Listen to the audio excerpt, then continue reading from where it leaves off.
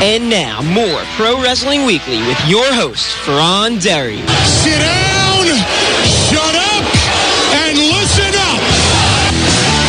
Welcome back to Pro Wrestling Weekly here on 1490 WBCB and online at WBCB1490.com. Fearon Derry here with you, talking all kinds of stuff. We'll get to TNA in a little bit. The Bound for Glory series has begun. I'll give you the rundown from Impact as well as the current series standings. But first, let's get to the phones, and we'll get to Ed, the showstopper. Ed, what's going on? Good afternoon. Can you hear me? Yep, what's going on? I can hear you. You're good. We have some good shows coming to the area. We have FWF in Lakewood, New Jersey, June 29th, with Tito Santana. Oh, Tito Santana making an appearance. Oh, yeah, I guess school's out, so I guess he can make some appearances now. I know he does the teaching over there in Jersey. I forgot he was a teacher. Yeah, got to throw that in every once in a while. Yeah, I forgot he was a teacher. But we have that big show in Northeast tonight. I think you mentioned that already. Yeah, the House of Hardcore show. I've been talking a lot about that. Rob over at RF Video, George over at George's Cards and Collectibles, putting all that stuff together. We have Riot Pro Wrestling this Friday at the YMCA in Fairless Hills.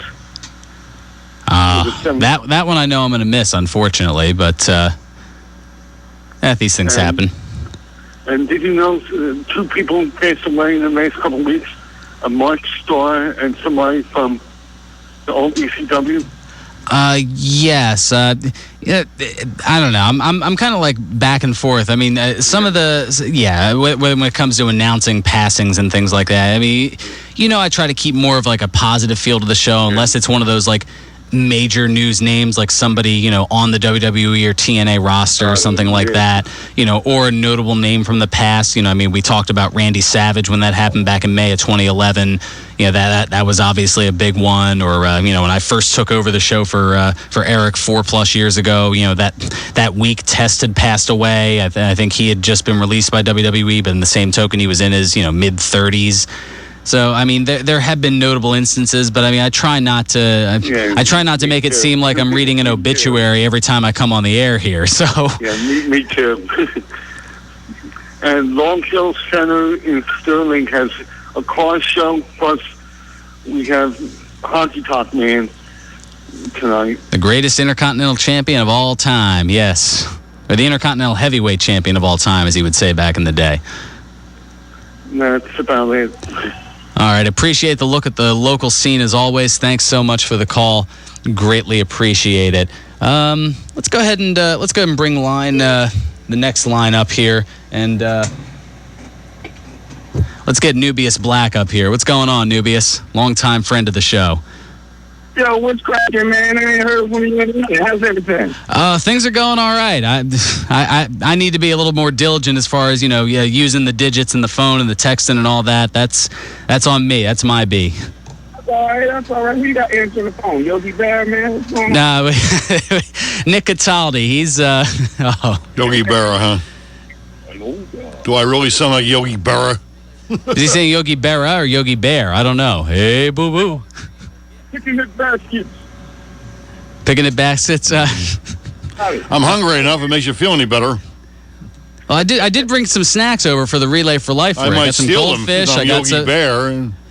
Well, they're for you. They're gifts. Go for it. Got some Pepperidge Farm treats here. Got to love the goldfish, the mini chocolate chunk cookies. They're doing great stuff over there. The Relay for Life and the whole cancer thing.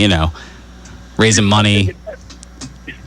Just heavy like Mark Henry actually did it well, yeah. He had everybody for you, yeah. He did. He had me buy in the last 5 years. I did it in the last 5 years because they ought to give him an Academy Award. My man was crying. He emoted emotion. The young bucks back in the training areas, they need to really watch what he was doing. He pulled it off. Even The Rock was taking notes as far as acting goes. That was fairly impressive. Rock's cashing checks. He got time to take it. True. Sometimes it's about quantity over quality, right? That's right. But yeah, that was done very well. And what do you think about the Wyatt family? That's what I wanted to ask. Ooh, well, I'm definitely intrigued. I'm waiting for them to show up. I'm just curious, and this is something I kind of expressed last week. I'm just concerned that they have them go immediately and feud with the Shield. That could be good. I mean, I'm afraid it's going to lead to, turning the clock back to, 97. It's going to be like the faction warfares where you had the Nation of Domination and Los Boricuas and the Disciples of Apocalypse just feuding with each other every month throughout the, throughout a year's worth of pay-per-views. Nah, that ain't going to sell no money. But if you notice, you old enough to know, I think, since you're like a historian of the game and all. But he's coming off very much like a Waylon Mercy, wouldn't you say? Yes. Yeah. Gosh, love that.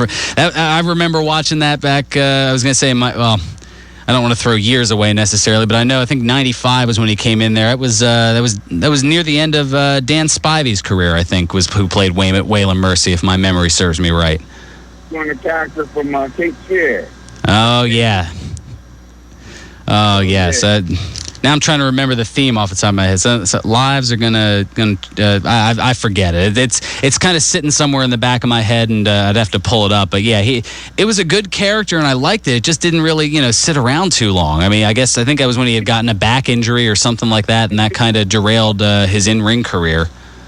Yeah, he couldn't barely work. The character was basically carrying him for the most part, instead of him carrying the character. But yeah, well, I mean, there was, if you remember WWF in 95, there was a lot of that going on. I mean, that was the Doink the Clown, Duke the Dumpster Drozy, TL Hopper, that was when those characters were prevalent. William Regal. Oh, yeah, I think it was 95 or 96 around the time where they had Mantar. Yeah. Oh, yeah, they were just... That'll have to be a show. Just the worst gimmicks of all time. I'll have to bring up Justin Henry from WrestleCrap.com for that one. Yeah, you need to do one for that. That'll be pretty. Oh, gosh, yeah. The worst gimmicks ever. I'm sure a lot of people will throw out the Shockmaster with the glittered up Star Wars helmet, the glittered up Darth Vader helmet. In closing, I just want to hit you on this one. MVP of the last, 4 weeks, 5 weeks, Danny Bryan. Oh, no question. The last month, yeah, his star has shone extremely brightly. If he could, the Phillies would trade him for top prospects at this point and do so in a heartbeat. Oh wait, I'm sorry, I forgot. Ruben Amaro's not selling the team, or he's not having a fire sale, or not breaking up the nucleus or whatever nonsense he spewed out there. And throw a little baseball in there, why not? Kind of like the old Hogan Savage. You paid to see Hogan, but you stayed to watch Savage. So now you paid to see Cena, but you stayed to watch Bryan. You stayed to watch Daniel Bryan, absolutely. Yes. He even got some personality out of Randy Orton. He's a stick of wood with muscles and tattoos. Yeah, that takes skill. If you can invoke some emotion out of Randy Orton that isn't like anger or just I don't even know what to describe his face as. It's probably something I can't describe on air. We'll put it that way. It's like his face has been carved out of a piece of mahogany, and they put some little eyes in there. And he doesn't emote any emotion at all. Even when he's trying to be like a tough guy, when he's busy popping his shoulders out of socket trying to set up his finisher, So what you're saying is that you saw 12 rounds 2 Reloaded? No. It was worth a shot. I at least got the question out with a straight face. What you did. Oh, man. Newbie, it's always a pleasure, brother. All right, I'll talk to you soon. All right, sounds good. Thanks so much for the call. Appreciate it. Oh, Nubius Black, always a treat to talk to him. All right, let's get into a little bit of TNA here. Impact this past Thursday. The Bound for Glory series is underway. 6 matches pretty much headline the show with, we'll give you the rundown here. Mr. Anderson pinning Joseph Park to earn 7 points. 4 different pinfall victories, a time limit draw, and a submission. And that sets up the standings as they are now. Austin Aries pinning Jay Bradley. Christopher Daniels pinning Hernandez. Magnus winning by submission over Kazarian. Jeff Hardy pinning Bobby Roode, and AJ Styles fighting Samoa Joe to a 15-minute time limit draw. So they both earned 2 points. Let me give you the standings from bottom to top. With 0 points thanks to their respective losses, Bobby Roode, Hernandez, Jay Bradley, Kazarian, and Joseph Park. Then with 2 points each, thanks to the time limit draw, Samoa Joe and AJ Styles, Jeff Hardy, Christopher Daniels, Mr. Anderson, and Austin Aries with their pinfall victories each have 7, and Magnus is currently in the lead with 10 points thanks to his submission victory. That's where we're at week 1 in the Bound for Glory series, as we're taking it all the way to October for the pay-per-view. And along the way, one of those 12 men will have, I guess, enough points and win in the little mini tournament that they'll have to have on Impact now, since they don't have a set-up pay-per-view as they've had in the past, since they've reduced their number of pay-per-views from 12 to 4 over the course of this year. So I'm sure it'll be a featured episode of Impact where they'll have, the semifinals of the tournament with the top 4 point getters, and then of course the finals after that, and the winner taking on Bully Ray for the TNA World Heavyweight Championship at Bound for Glory coming up in October. And well, another note, speaking of Bully Ray, he called out Sting for open fight night this past Thursday, not necessarily to fight him. Well, I shouldn't say he called out Sting, but Sting came out. He initially called out Brooke Hogan, his wife, to talk with her because, of course, he's a lover, not necessarily a fighter. And next thing you know, well, it wasn't Brooke Hogan's music that necessarily hit. The Bound for Glory series is off and running. 12 guys all fight each other for a shot at me. For a shot at my World Heavyweight title. Next week, 3 guys in the X Division will fight each other, with the winner getting a shot at me. That makes 15 guys. 15 guys all trying to take me down, trying to take my World Heavyweight Championship. Let me smart you guys up a little bit. Every single one of you. Do you know who I am? I'm Bully Ray. And I will do anything and everything to keep my World Heavyweight Championship. Look at what I did to Hulk Hogan. Look at what I did to Sting. The last thing any of you want is to face me. Now, I know tonight is open fight night. I want to call somebody out, but I don't want to fight, because at the end of the day, Bully Ray is a lover, not a fighter. So to my beautiful wife, Brooke, please come out here right now. Very sentimental man, Bully Ray is. People don't realize that about him, by the way. Okay, Bully did send some of the boys from Aces and Eights. You heard that. Make sure that she was going to get here safely, right? We did. Yeah, waiting for his wife, Brooke Hogan, to come out. I thought you were falling asleep or something, Mike. No. Try to get you involved here. I said, Brooke, please come out here right now. Like, you got to be forceful. I'm waiting for Brooke Hogan to come out. I don't know. You got to be forceful. Be forceful.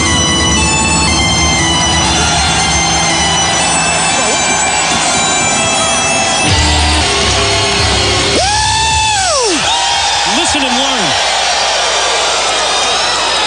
I realize there's no lone wolves that are going to pierce the corporate seal of Aces and Eights. Bully Ray, that's why I went back to my family. You went back to your family? What would you do? Oh, shut your mouths! What are you doing? You're chanting for a guy that lost to me! What would you know about family? Who cares about family? Let me remind you of something. I'm the guy that beat you single-handedly. I'm the reason why you will never get a shot at this again. You're right about that. I will never get a chance to wrestle for that title again, but that doesn't mean that I can't get retribution on you. As a matter of fact, it doesn't mean that I can't get retribution on you tonight, right here. Yeah, right. Retribution?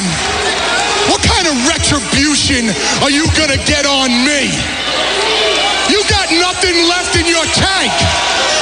You know damn well that all I gotta do is snap. What are you doing? Hey, you know damn and my family comes out here right now. Hey, what are you doing over there? I'm talking to you. Sting, I'm telling you right now, I will snap my fingers.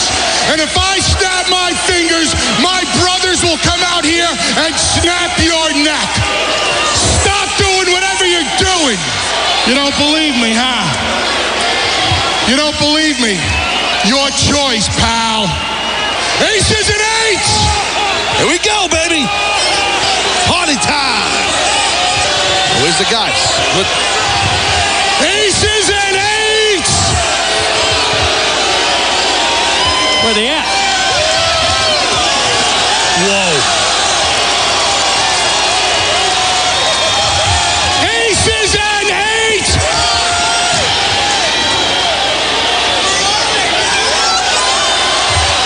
It's this. What the hell? What? Aces and eights. Laid out in the back. Who's responsible for this? Whoa, whoa. Oh, what's going on here? What? Sting talk about getting some retribution. Oh, wait a minute. Bully said he sent the other guys back to bring Brooke back here. Guys got laid out all over, guys. That was your backup. This is a trap. I don't like this. What the? That's Angle. It's Kurt Angle with the ankle lock on Bully Ray. Sting right in his face.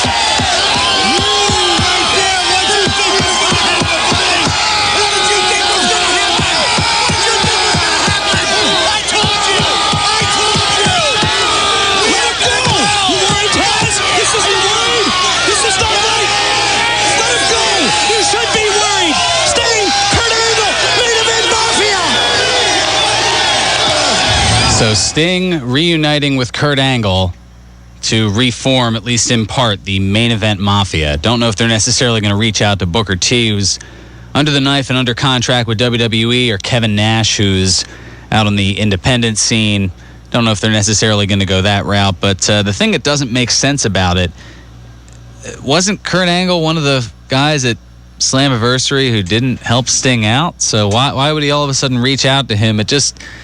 It doesn't seem to make sense, but hopefully this coming Thursday on Impact, they'll be able to string all that together and have it make some form of sense. I doubt it, but we'll see. Speaking of which, speaking of next week, a bit of a programming note. Going north of the border, so I will be via Memorex, I will be here. So any comments that you have over the course of the week, I'll be recording the show probably on Wednesday before I leave Thursday. So if you want to respond to Raw this coming Monday, or if you happen to read the spoilers of Impact for this coming Thursday, and you want to chime in on them on the Facebook fan page, I'll be looking for various feedback, and I'll go ahead and have that all recorded. So I'll be here via Memorex as I go north of the border to see various family members, eh? And you can't call Yogi Bear here, and I won't answer. You won't answer? I won't answer. Okay. Duly noted. So if you call next Saturday, Nick Yogi Berra Cataldi over here, he is proclaiming now he will not pick up the phone. Well, if you're on Memorex. Well, it's... would you rather I say I'm pretending to be here, but I'm not? No, but I mean, everybody calls up and we'll talk to Fearon. Well, I'll make sure to mention a few times throughout the show that I'm not here. I'll have O Canada playing in the background a couple of times. Talk about there are a number of ways I can go with it. Can I chime in with something that probably has nothing to do with what you're talking about? But it has why not? Other people do. It has something to do with wrestling. Oh, okay. Well, it's about wrestling. That's a start. Yeah. For the longest time, I had believed that Gorgeous George, the original Gorgeous George, was a psychiatrist. There was a story going around years ago that he was. He is not. Interesting. I have a book that speaks about it. It's called Violence in Sports. It was written back in the 70s, And I found it interesting, but I learned that he was not. Where that got started, nobody really knows. Well, he knew a lot about ring psychology. Maybe that had something to do with it, but that's in wrestling, not out of it. Yeah, exactly. In a sense, because he did, there was a bit of a catharsis he saw himself as. If you hate me, you can love each other, you know. But I was thinking too, he was inducted into the WWE Hall of Fame, and rightfully so. And I wish more people knew about who he really was. A few years ago, there was a female Gorgeous George. Yes. It actually bothered me because I thought to myself, that's a real smack in the face to the guy who, yeah, she's good looking, she's pretty, I like pretty girls, but you know, I really think that people don't realize the impact that man, the original Gorgeous George, made on the sport itself. Well, I think I'm sure Lanny Poffo will call up to correct me or something like this, or probably at least. Hopefully, I wouldn't mind talking to the genius, Leaping Lanny Poffo. But I mean, when what was her name? Stacey Bellers, I think, something like that. Back in like the late '90s in WCW. Well, no, that was Randy Savage's girlfriend at the time. Okay. He was in his 40s and she was 22 at the time. Which, I mean, after the divorce of Elizabeth, I mean, that turned a few heads. That was.